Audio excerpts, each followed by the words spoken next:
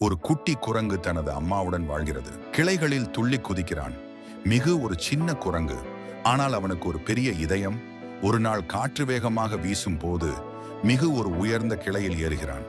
அவனது கை வழுக்கி கீழே விழுந்து காயமடைகிறான். அம்மா அவனை சேர்த்துக் கொள்கிறாள், ஆனாலும் வலி மிகுந்தது.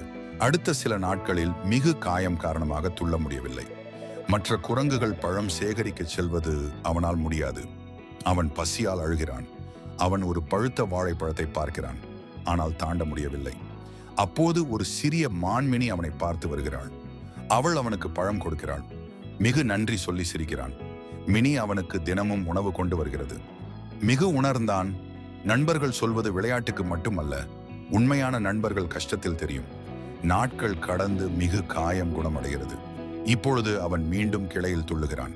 அவன் தனது நண்பர் மினிக்கு பழம் கொண்டு வந்து, இது உனக்காக என்று கொடுக்கிறான். மரத்தின் மேல் உட்கார்ந்து பழம் பகிர்ந்து சாப்பிடுகிறார்கள். உதவி சிறியது என்றாலும் அதன் அர்த்தம் பெரியது. மற்றவருக்காக செய்யும் நன்மை, அதுதான் உண்மையான வலிமை.